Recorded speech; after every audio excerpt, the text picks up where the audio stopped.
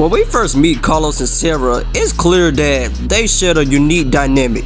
Carlos is a protective father, and Sarah, well, she's like that one toxic girl. Like, she's sheltered, naive, and fragile.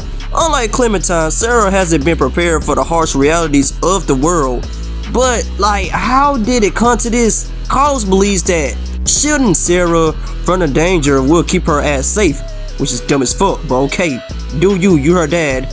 But is that really the best way to protect her in a world like this? Hell no. From the beginning, Carlos set strict boundaries towards her.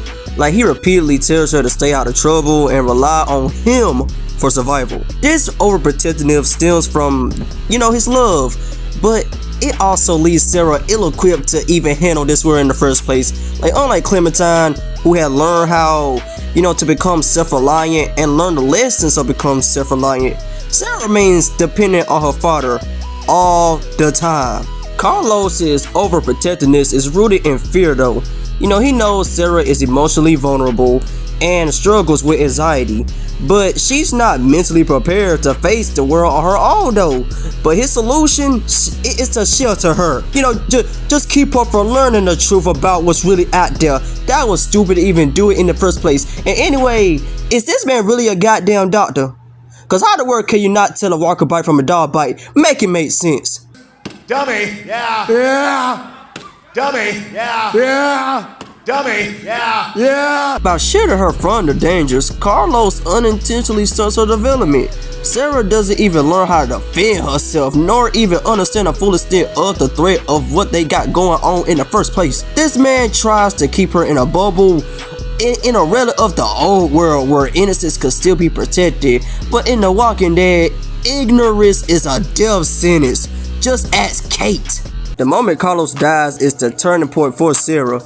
Everything she knows, her entire support system, is ripped away in an instant.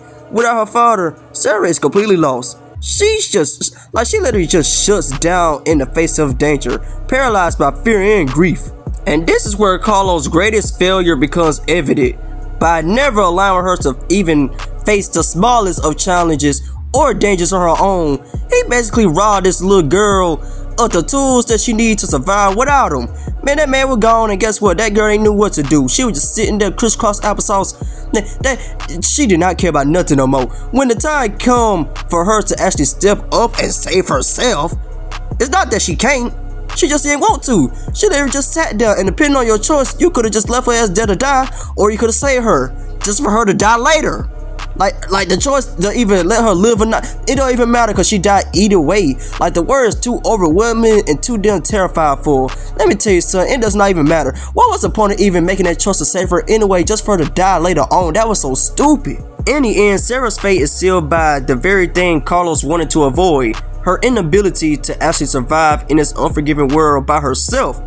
Carlos wanted to protect his daughter, and I respect that, but in doing so, he unintentionally doomed her. Contrast this with Clementine, who, despite her age, was taught to fend for herself, make tough decisions, and navigate the horrors of the apocalypse. That's why we all love Lee, man. Lee to go for real. But where Sarah, she was coddled. Clementine was forced to mature quickly, and while it was harsh, it was necessary for her survival. The tragedy of Sarah's story isn't just that she lost her father, it's the fact that she was never even given a chance to grow.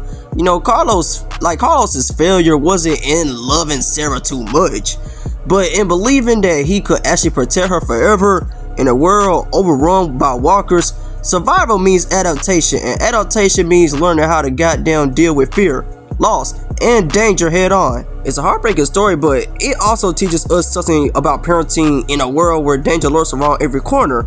You can't always protect your loved ones from harm now, but you can give them the strength and tools to protect themselves just in case if your time comes, or hell, you might out of nowhere just get bitten, or hell, even get killed off early. Ultimately, Carlos failed Sarah, not because he didn't care about her, but because he cared too much about her. In his attempt to shield her from the world's horrors, he left her vulnerable to them. And in the world of The Walking Dead, being vulnerable means the difference between life and death. So RIP to Sarah and RIP to Carlos, but god dang it, Carlos, you failed your daughter, I'm sorry.